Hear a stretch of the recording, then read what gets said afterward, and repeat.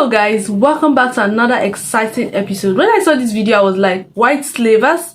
I mean, this is my first time. Okay, not first time, but I've heard of white slavers before, but it was never a thing. The last video we did was about black slave trade, right? Was the black history, like some of the facts or some of the things about black slavery that we never talked about. But today we do something a bit different, but almost the same thing. It's coming from Forgotten History. It's titled The Truth About White Slave Trade, Forgotten History. My name is Oge. Welcome to my channel. It's your first time here. Hello, hi. Do want to like, share, subscribe, turn on post notification bell. Let's check this video out together.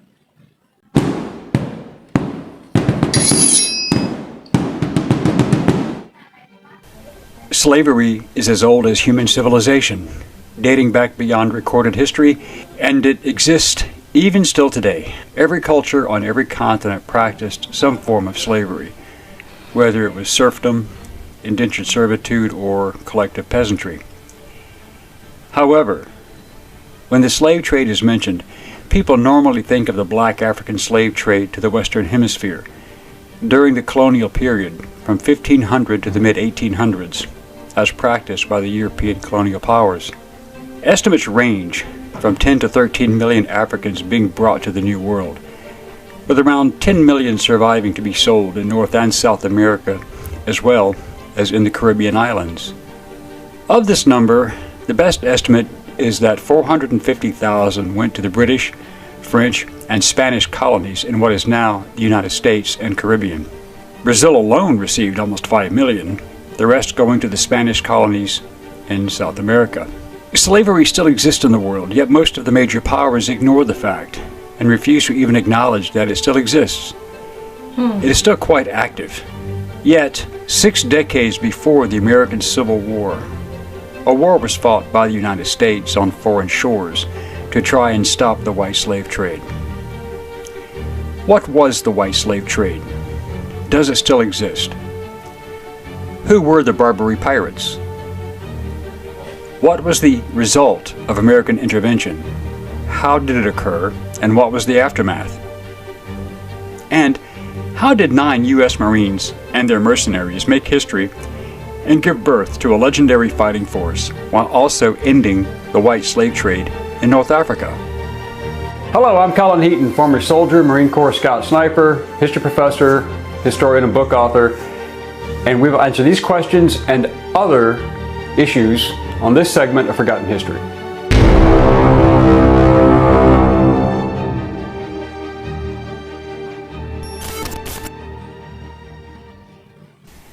During the late 18th and early 19th centuries, the world was on fire, as France and Britain were engaged in the Napoleonic Wars, which was another series of conflicts just like the 7 Years' War, again involving every nation in Europe. The 7 Years' War was also known as the French and Indian War in the United States. Both these conflicts were fought on every continent and on every ocean and in every colony. Even during these protracted wars, the transatlantic slave trade continued. It was big business. While the European powers were destroying each other, Thomas Jefferson became the 3rd president of the United States from March 4, 1801 to March 4, 1809, and he had several major issues to contend with. The Louisiana Purchase of 1803 from France doubled the size of the United States. The Yazoo territorial disputes in western Georgia were hotly contested. The launching of the Lewis and Clark expedition in 1804 to explore the newly acquired country, and the contested issue of slavery. In 1806, Jefferson denounced the international slave trade as a violation of human rights and called upon Congress to criminalize it. Congress responded by approving the act prohibiting importation of slaves the following year. No longer could slaves be brought from Africa, although slavery was still legal in the United States. Then there were also the rising tensions between the United States and Great Britain, which dominated the final years of Jefferson's second term, as the Royal Navy had been seizing American merchant ships and impressing sailors.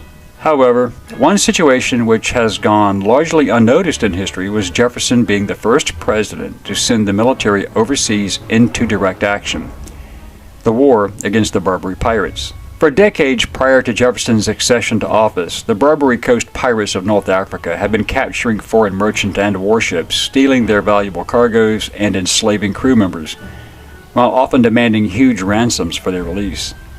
Wow. Many of these ships and crews were American.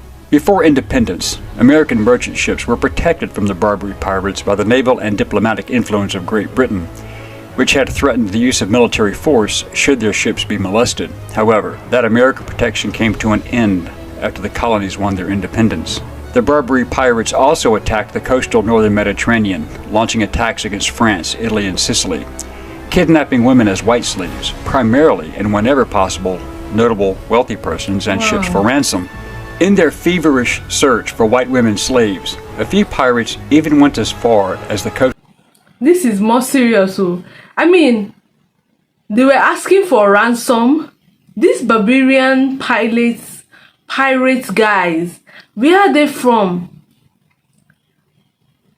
This is serious. Like, this was very serious. What?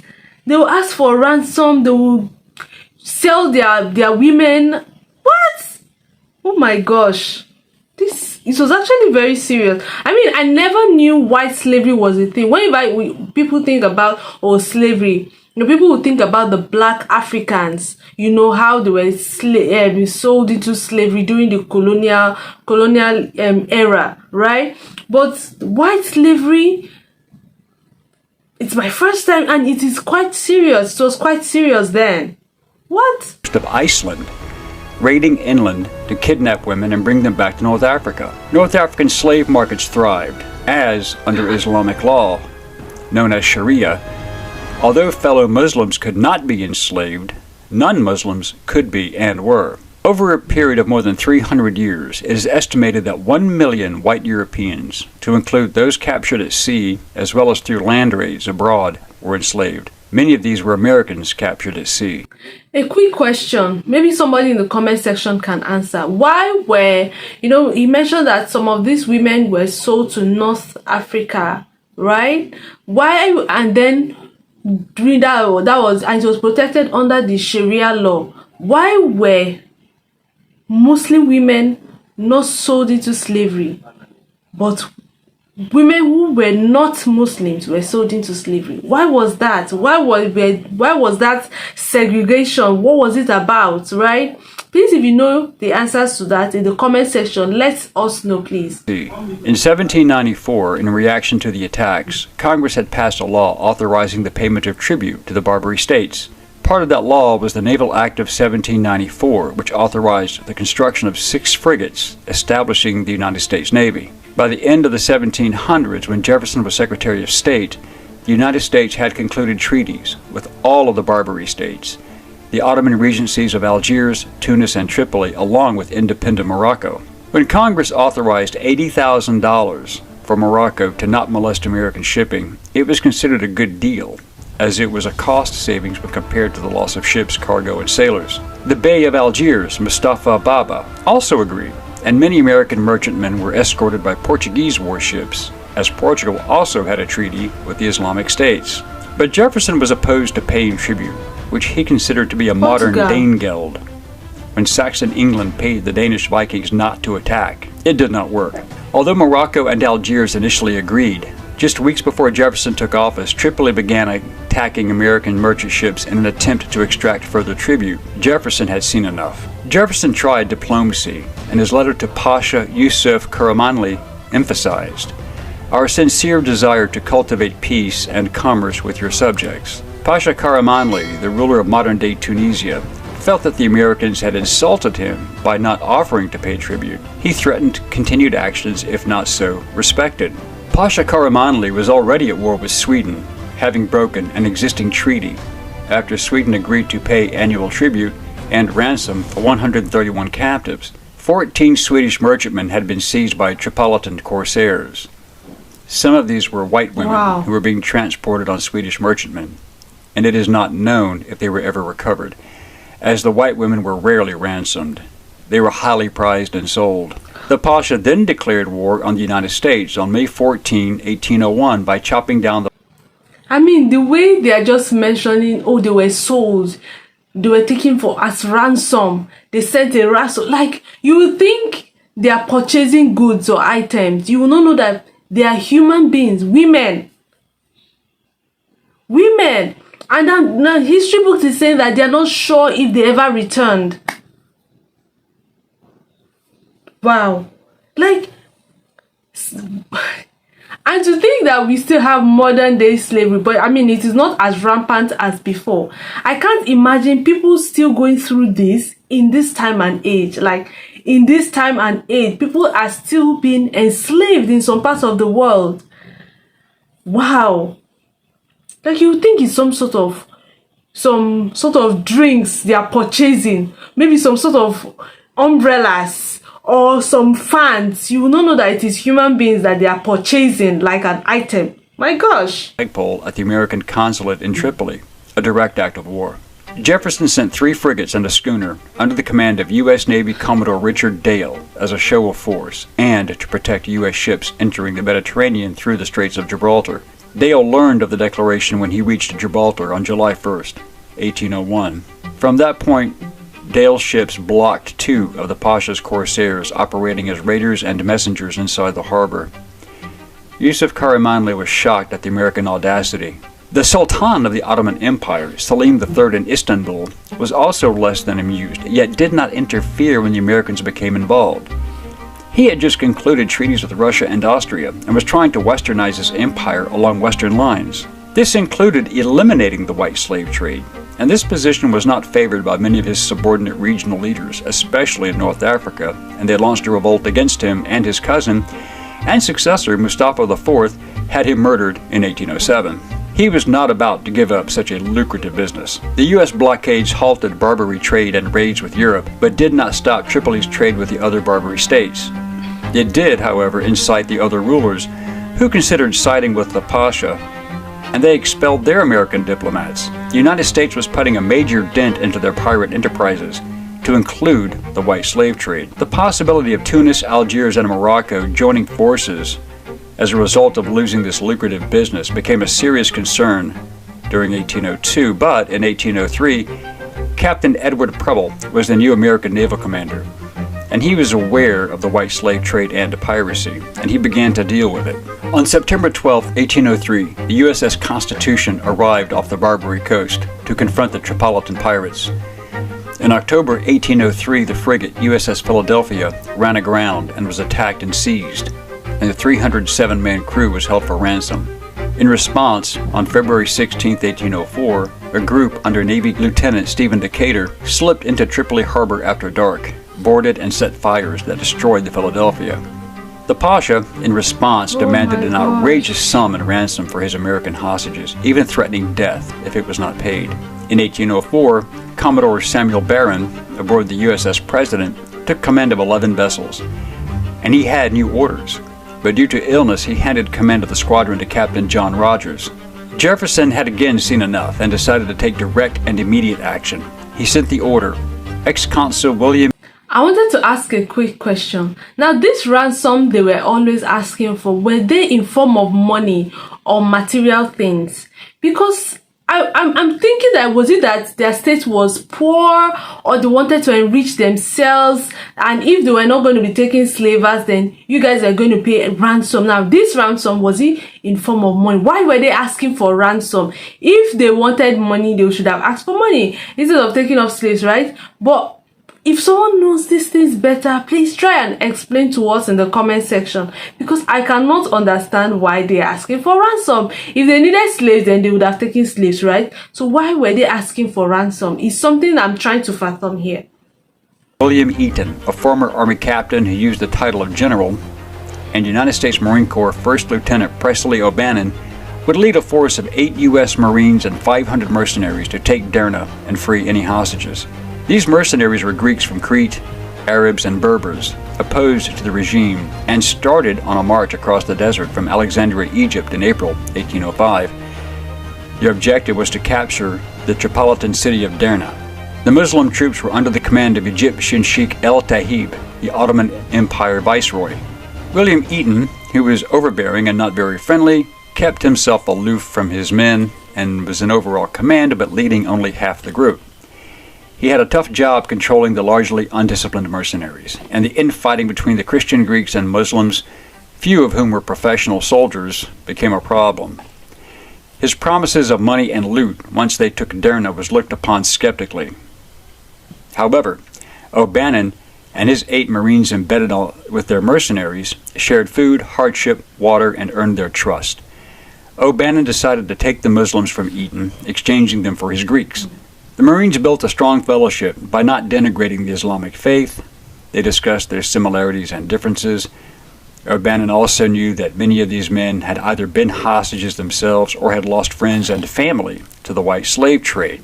Eton reported in May 1805, quote, "Our only provisions are a handful of rice and 2 biscuits a day," end quote. From March 22nd to March 30th, several Arab mercenaries, under the command of Sheikh Hamid el-Tahib, staged mutinies. By April 8, when he crossed the border into Libya and Tripoli, Eton had quelled the Arab mutinies, but he could not stop the desertions. In late April, his army finally reached the port city of Bomba, some miles up the coast from Derna, where U.S. Navy warships USS Argus, Nautilus, and Hornet, with Commodore James Barron and Captain Isaac Hull, were waiting for him. Eton received fresh supplies and the money to pay his mercenaries. Argus gave an additional cannon to the troops. On April 26, Captain Hull's ships then opened fire and bombarded Derna's batteries for an hour. Meanwhile, Eton divided his remaining army into 2 separate attacking parties.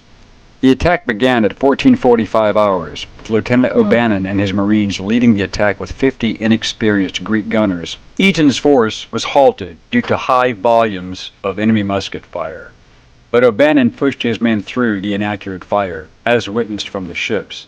Carefully interchanging his men into various ranks to fire, advance, reload, and continue the process, O'Bannon's force took the fort cannons. Eton, wounded in the left wrist, would report later that O'Bannon, with his Marines and Greeks, had, quote, passed through a shower of musketry from the walls of houses, took possession of the battery, end quote. Eton's forces caught up and turned the defenders' own abandoned guns against them, pushing them out of the city and into a well-placed ambush set up by O'Bannon just outside the main gate. During the entire battle, O'Bannon lost 2 men killed and 3 wounded Marines, with 9 of his mercenaries killed. Eton's losses among the Muslims is unknown. O'Bannon raised the flag over the captured city at 1600 hours. They had just defeated a force 4 times their number, who were in a fortified defensive posture. And for the first time in American history, that a flag from the United States had been raised on foreign soil. Hostages were freed, and the Navy sank the pirate ships in harbor. Accurate naval fire from Argus and the other ships forced them back, and Derna remained in American hands. Yusuf reluctantly signed a peace treaty on June 10, 1805, aboard the USS Constitution. The treaty granted American ships passage through the Mediterranean without further payments of tribute and freedom from harassment. This also meant joining the other European nations in halting the very active and overt white slave trade. The war was over, and so was active white slavery from North Africa. Marine Corps legend has it that Hamet presented O'Bannon with a Mameluke sword, a sign of prestige and power. Emboldened by this event, more European nations also increased their naval presence and resisted the Barbary pirates, stopped paying tribute, crippling their commercial trade and extortion rackets, ending their raids on southern coastal Europe, ending hostage-taking and their demand for ransoms and the white slave trade. Presley O'Bannon and his 8 Marines had done the seemingly impossible, but it would not be the last time Marines were called upon to do the impossible and succeed. Semper Fi. We hope you enjoyed this segment of Forgotten History. Please click like and subscribe for free. And please stay tuned and be engaged and informed. Send us comments if you have questions or even show ideas, and we will respond to all requests and comments as soon as we can. Thank you.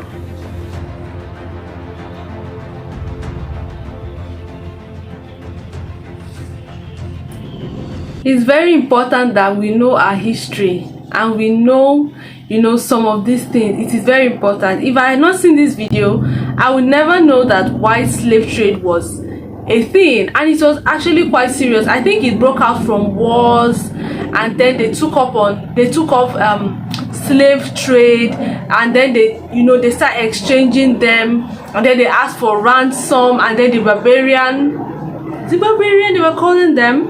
And then it happened almost in every continent in the world.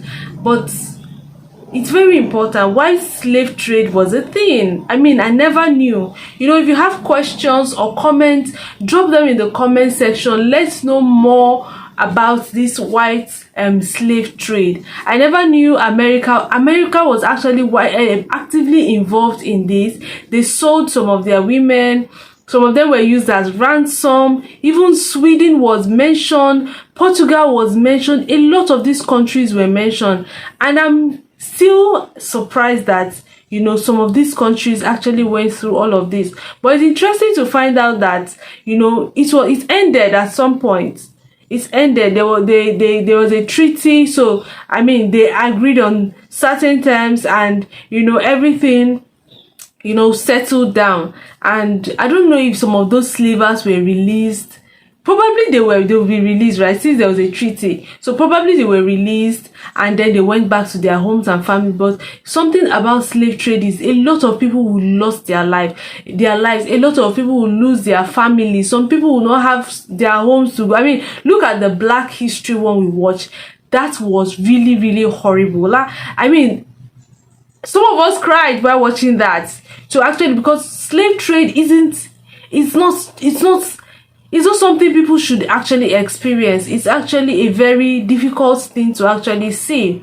Anyway, kindly drop your thoughts and comments in the comment section. Let's know what you think about this white slave trade. Let's know which part of this history book was like the highest point for you. Let's know the lowest point for you. Drop your additions, your comments, your negative, I mean, no negative comment, but additions, but things that probably were not mentioned here, and you think you just need to chip in so that we can know more, because this is still very new to me. Please drop in the comment section. I'll be in the comment section, you know, answering you and replying to you. Do well to like this video if you haven't, share with your friends and family, and subscribe if you haven't also, and turn on post notification bell. I'll see you in my next episode. Bye bye.